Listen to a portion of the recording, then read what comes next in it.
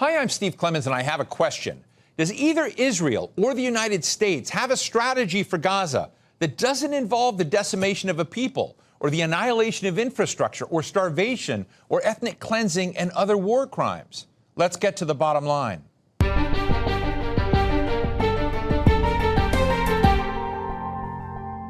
2 months ago, President Donald Trump said a Gaza ceasefire was only 2 weeks away.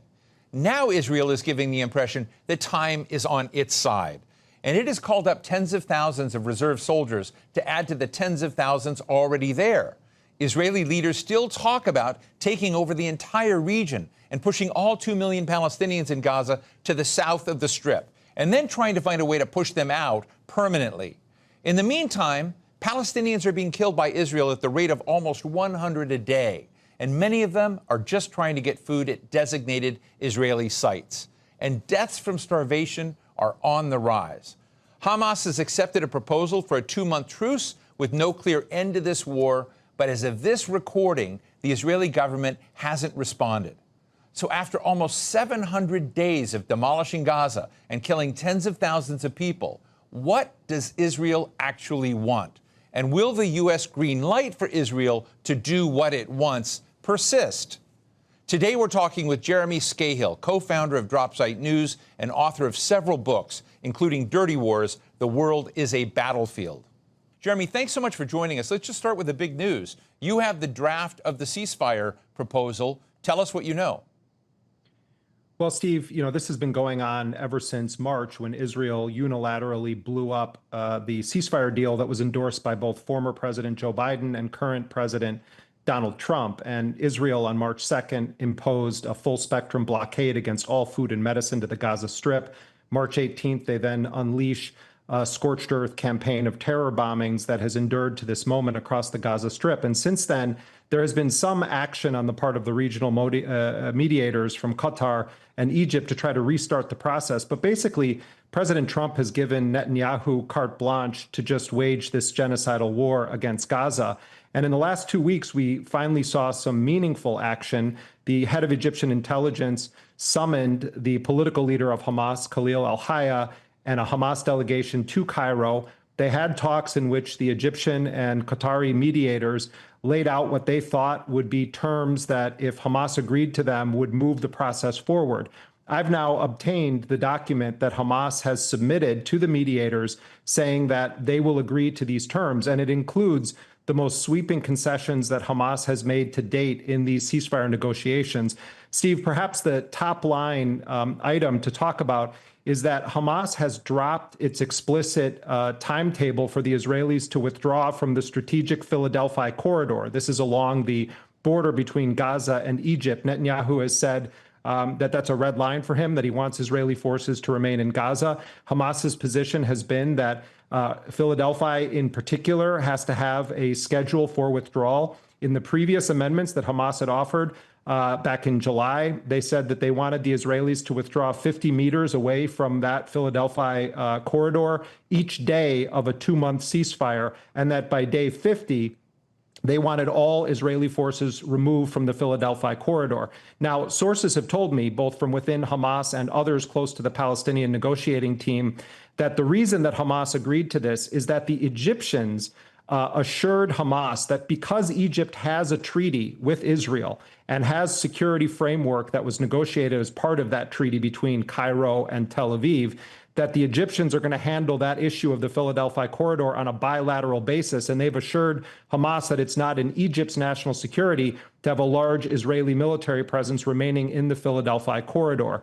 Hamas has also, Steve, reduced the number of Palestinian captives. Israel is holding between 10,000 and 15,000 Palestinians in its military detention sites and prisons and other facilities. And of course, Palestinians are being abused, tortured, mistreated, extrajudicially killed. You also have a couple hundred Palestinians sentenced to life in prison, including Marwan Barghouti, who many believe to be a potential head of state in an independent Palestine.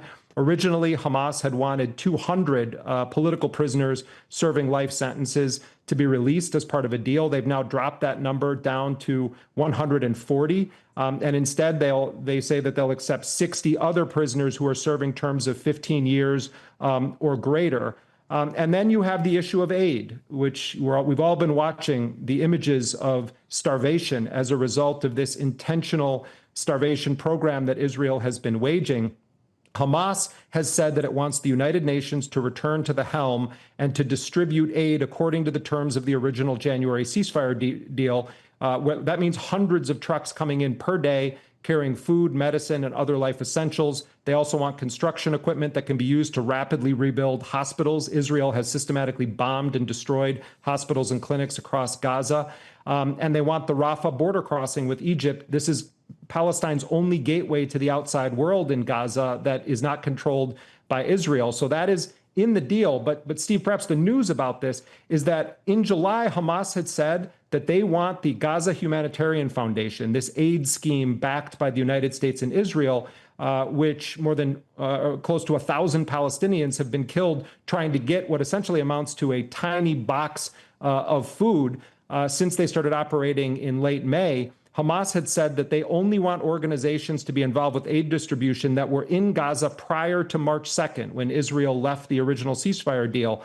They now have dropped that term. So in talking to sources from Hamas and others involved with these negotiations from the Palestinian side, their perspective right now is that they've hit their bottom line, that they've made sweeping concessions, that they are taking a big chance because they have nothing to really guarantee that Israel won't resume the genocide, except for political will on the part of Donald Trump, or perhaps ego, if Trump thinks ending the war would get him the Nobel Peace Prize. But this is a very, very serious crossroads that we're at right now, and Hamas feels that they've shown flexibility.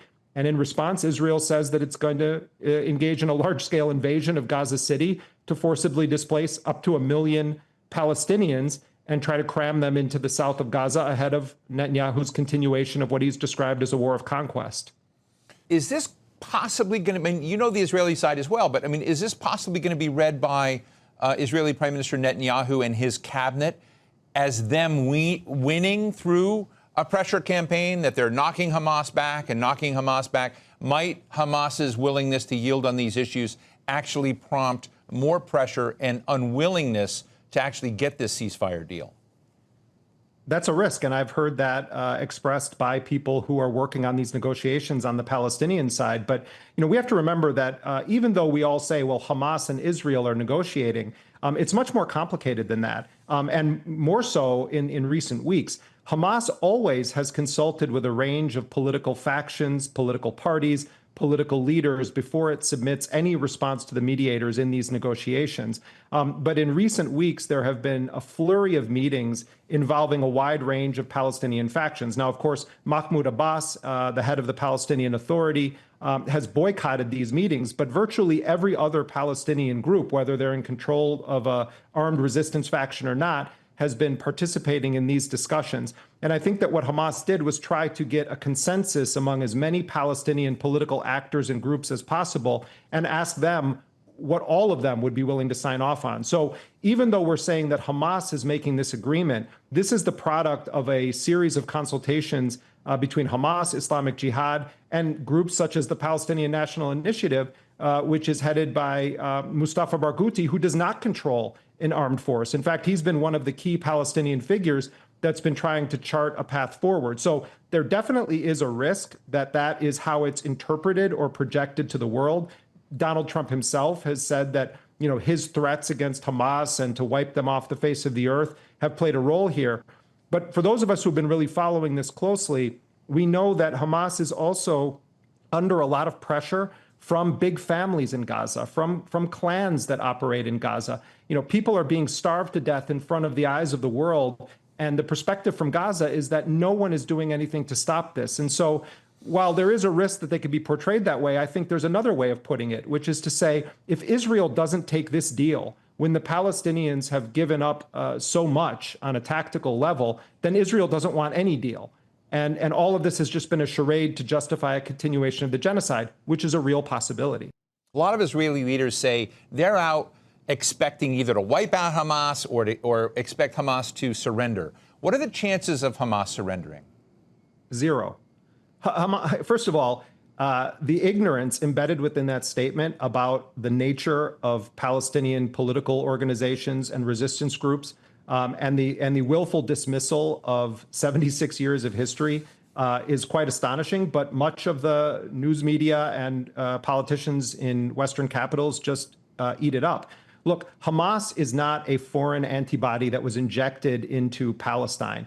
It is an indigenous group made up of people whose entire lives were lived in a concentration camp. Yahya Sinwar, the former political leader of Hamas and widely seen as one of the three masterminds of the October 7th operations, attacks against Israel in 2023, grew up in the Khan Yunis refugee camp. You could draw a biography of him that is dotted by Israeli oppression, assassination, occupation, invasion, so-called mowing the lawn operations. This is true of much of the political leadership of Hamas. This is true of the entirety of the Qassam brigades, the armed wing of Hamas. This is true of the local Palestinian Islamic Jihad forces and Soraya al-Quds.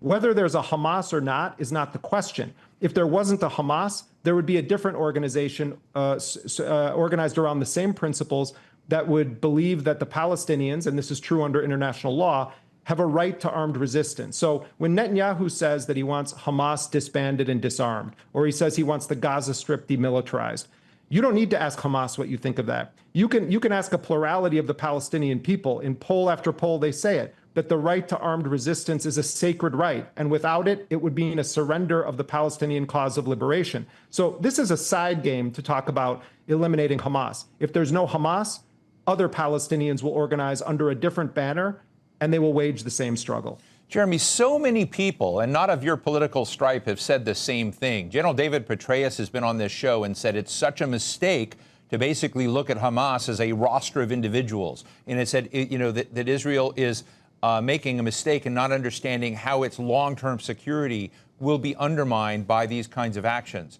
Why, when I can get such a consensus around that sort of issue among those that I would describe on the political left, the political center, the political right, and you even now have got Marjorie Taylor Greene, of all people, out there kind of calling this a genocide, decrying what's going on. There's a certain wing. I mean, I saw Megyn Kelly, Tucker Carlson, other people raising more and more questions, which is something I never expected. And so there's an odd bedfellow arrangement basically saying this is not in Israel's interest. And it is going to undermine Israel's interest in the long run, and it's going to create a very, very different reality for Palestinians and how they see themselves in the world in their future.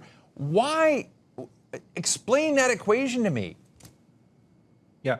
I mean, it's interesting because David Petraeus, one of the sort of godfathers of the counterinsurgency doctrine that was unleashed in Iraq, understands very well what happens if you discount history, if you strip away context, if you don't actually understand what are the political motivations. I was recently speaking to a senior Hamas official, Bassem Naim, who actually is a doctor who was educated in Germany. And he was saying that Netanyahu's recent comments, where he sort of spoke in religious terms about his conquest in Gaza, run the risk of actively turning this into a religious war. And if he does that, it's not just going to be a declaration of war against Hamas or Islamic Jihad or the Palestinian resistance, but against Islam as a religion. And I think that there's some wisdom to what he's saying because Netanyahu is bringing it up to that point. I think it's also important, Steve, to remember that Hamas is not al-Qaeda. Hamas is not ISIS. Hamas and other armed Palestinian resistance factions in the modern era have not engaged in a single attack outside of the boundaries of historic Palestine. They view themselves as a national liberation movement first and foremost. Yes, they are an Islamic resistance movement, but Palestine is an Islamic society. And you saw the secular, largely secular Palestinian resistance movements of the 60s, 70s, and 80s increasingly transform into having a more pronounced Islamic identity, especially in the aftermath of the Palestinian intifadas, where the true face of Israel was sort of exposed in a very real way to the world. But if we don't understand, and by way we, I mean people in the West, whether it's leaders or ordinary citizens that are concerned about the role of their government, if we don't understand and take seriously the cause of national liberation, the cause of a people that are saying that they're fighting to prevent being wiped off the face of the earth, then we're whistling past the graveyard. Because one thing history has shown very clearly is that the Palestinians will not surrender their most fundamental right. The land means something to them. And unless we take seriously the political dynamic of this and stop playing this ridiculous game, about, oh, they're anti-Semitic, oh, they just want to kill Jews, which is a total lie, and we take it seriously as a national liberation movement and try to understand what their demands are, this is never going to end. Let me ask you about the West Bank. So at the time of this airing, we've just seen the approval of 3,400 building units in what's called the E1 settlement block right in the middle of the West Bank. A lot of activity in all the many of the towns in the West Bank are now blocked off from each other so that Palestinians cannot move from one city to another city within the West Bank. So it's under lockdown while we're talking about Gaza. And many people believe that these settlement units in the E1 settlement block will actually permanently divide, create a fissure inside the West Bank that's hard to overcome. So I'm asking, while we're watching all of this and having this discussion, are we seeing really the permanent dismantlement of any chance of a real Palestinian state as we're watching what's going on in Gaza? That is certainly the political and appears religious objective of Benjamin Netanyahu and his government. And I should say that recent opinion polling in Israel has shown some disturbing realities, which is that more than 80% of Jewish Israelis have indicated that they support the program in Gaza to one degree or another. So, Bernie Sanders often likes to talk about the extremist right-wing government of Netanyahu instead of saying Israel. But I think it's become pretty clear that there's widespread support for these policies, even among people that are not political fans in Israel of Benjamin Netanyahu. And what they've articulated, what the Netanyahu government has articulated, is that they essentially want to formally annex and take over the entirety of the West Bank. Now, there is some restraint that is at play coming from the United States and the European Union, but not much. And without the United States, the European Union is basically just a discussion club from Israel's perspective. What it seems like is the tactical idea right now in the short term is to sever the occupied West Bank in half as Netanyahu continues to try to further isolate the already decrepit and unpopular among Palestinians, Mahmoud Abbas of the Palestinian Authority. And then you have the far right flank, the Smotriches and the Ben-Gvirs, really agitating to just make it all formal. And at this moment in history, Steve, I think that Netanyahu realizes the Knesset went into recess July 27th and won't be back in session until October. So he doesn't have to worry about his coalition falling apart right now. Donald Trump may run into trouble with his own agenda during the midterm elections coming up. And I think Netanyahu feels that he's at the apex of his career, and anything he's going to achieve for the history books has to happen soon. So I think all of these factors have combined. You've got an American ambassador in Mike Huckabee who has said there's no such thing as a Palestinian and there's no such thing as the West Bank.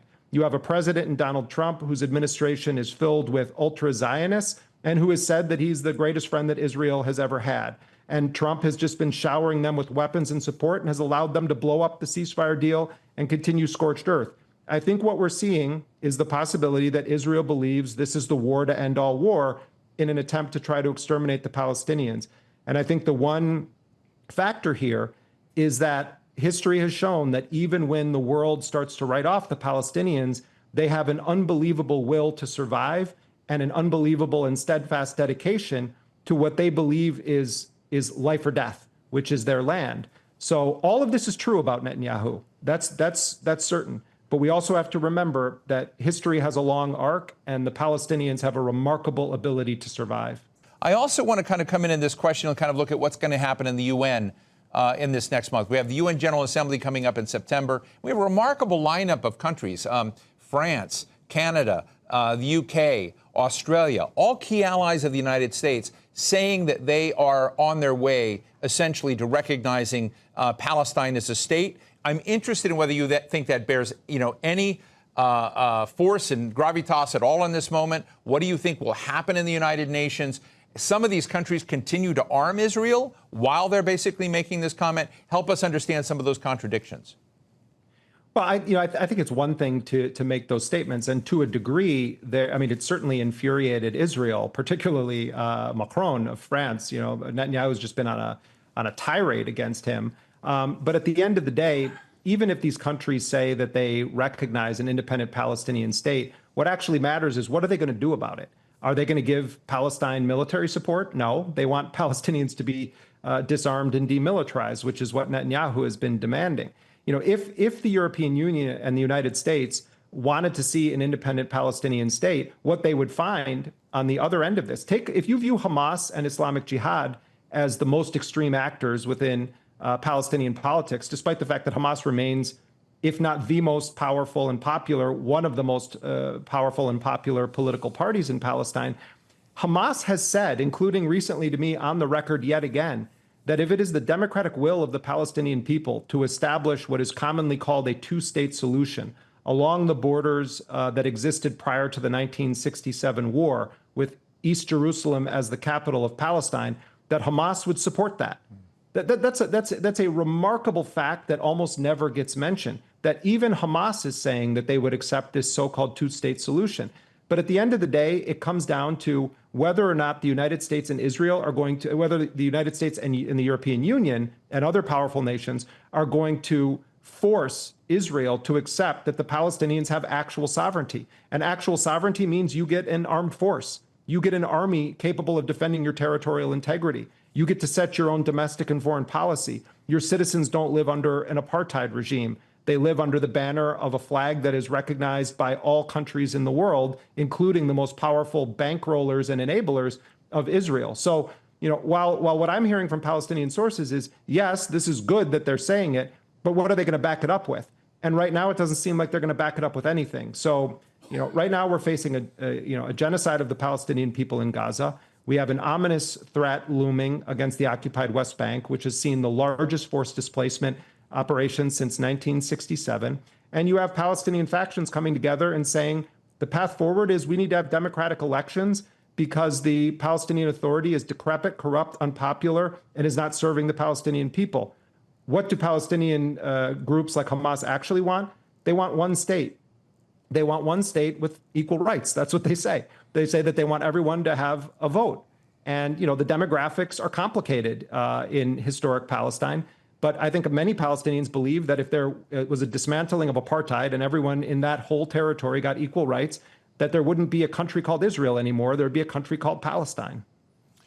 Well, for people who want to understand about the tectonics of this conflict, Drop Site News is just an absolutely invaluable resource that people should read. Journalist and author Jeremy Scahill, thank you so much for being with us.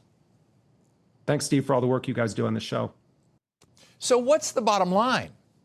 During the U.S. Civil War, one of the bloodiest civil wars in human history, some men and women and their children dressed in their finest clothes, and they would set up tea parties on the hills above the bloody battles to watch and enjoy the skirmishes and the gunfire.